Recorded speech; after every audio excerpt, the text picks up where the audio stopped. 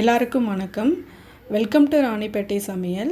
இன்றைக்கி நம்ம ஒரு சூப்பரான சிக்கன் பெப்பர் ஃப்ரை எப்படி பண்ணுறதுன்னு பார்க்கலாங்க. ஒரு பொடி மாதிரி அரைச்சி ஒரு மாதிரி ட்ரையான ஃப்ரையாக எப்படி செய்யுதுன்னு பார்க்கலாங்க. ரச சாதத்தோட சாம்பாரோடலாம் ரொம்ப சூப்பராக இருக்கும். வாங்க எப்படி செய்யுதுன்னு பார்க்கலாம்.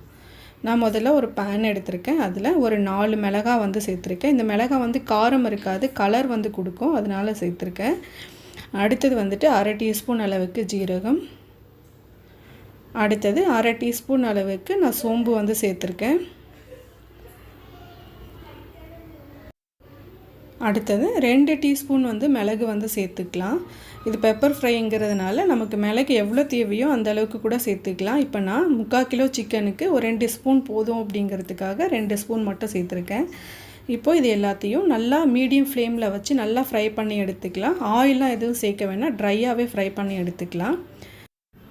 இப்போ நல்லா ஃப்ரை ஆகிடுச்சு. இப்போ இதை நல்லா ஆற வச்சு இதை ஒரு மிக்ஸி ஜாரில் போட்டு நல்லா பொடி பண்ணி எடுத்துக்கலாம். இப்போ நான் ஆறுனதுக்கப்புறம் பொடி பண்ணி வச்சுருக்கேன். இந்த அளவுக்கு நல்லா பவுடர் மாதிரி பொடி பண்ணி எடுத்துக்கலாம்.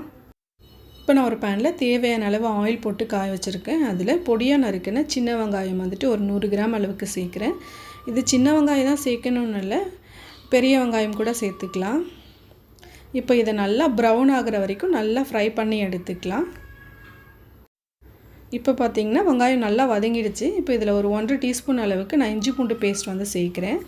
இப்போது இஞ்சி பூண்டு பேஸ்ட்டு நல்லா ஃப்ளேவர் வர வரைக்கும் நல்லா ஃப்ரை பண்ணி எடுத்துக்கலாம் இந்த ஆயில்லையே. இப்போ இஞ்சி பூண்டு பேஸ்ட் நல்லா வதங்கிடுச்சு. இப்போ 1 டீஸ்பூன் அளவுக்கு நான் தனியாத்தூள் சேர்க்குறேன்.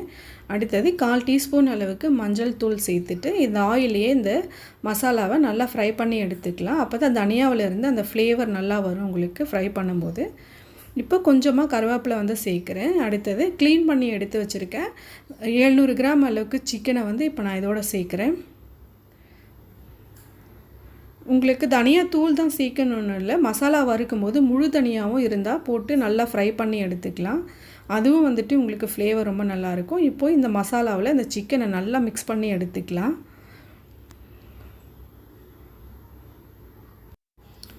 இப்போ நான் நல்லா மிக்ஸ் பண்ணி முடிச்சிட்டேன். அடுத்தது நம்ம ஃப்ரை பண்ணி வச்சுருக்க மசாலாவை இப்போ சேர்த்துடலாம். இதுக்கு நமக்கு எவ்வளோ தேவையோ அந்த அளவுக்கு சேர்த்துக்கலாம்.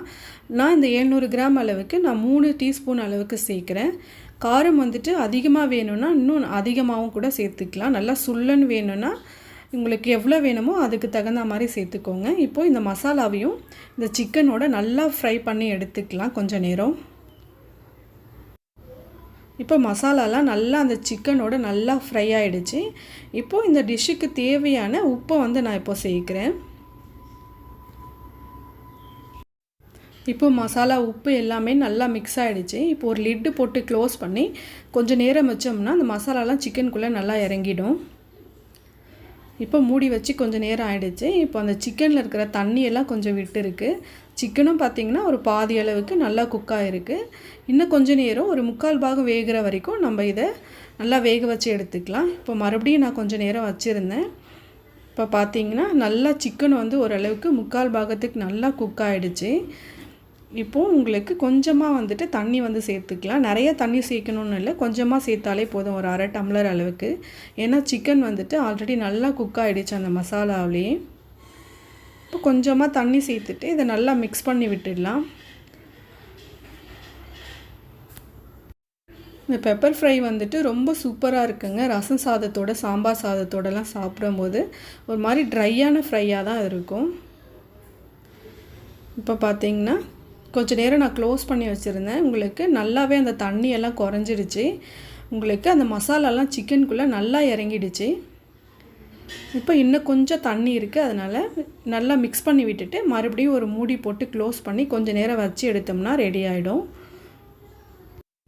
அவ்வளோதாங்க, சூப்பரான சிக்கன் பெப்பர் ஃப்ரை ரெடி ஆகிடுச்சு. இப்போ கொஞ்சம் கொத்தமல்லி மட்டும் கொஞ்சம் சேர்த்துக்கலாம். ரொம்ப சூப்பராக இருக்குங்க. ஒரு மாதிரி ட்ரையான ஃப்ரை மாதிரி இருக்கும். இதே மாதிரி செஞ்சு பாருங்கள். எப்படி இருக்குன்னு சொல்லி கமெண்ட் பண்ணுங்கள். மறக்காமல் எங்கள் சேனலுக்கு சப்ஸ்கிரைப் பண்ணுங்கள். பக்கத்தில் இருக்கிற பெல் ஐக்கானை கிளிக் பண்ணிட்டீங்கன்னா நாங்கள் வீடியோ போட்ட உடனே உங்களுக்கு நோட்டிஃபிகேஷன் வரும். லாக்டவுன் டைமில் எல்லோரும் வீட்லேயே இருங்க, ரொம்ப சேஃபாக இருங்க. எங்கே போனாலும் மாஸ்க் போட்டுட்டு போங்க. தேங்க்யூ.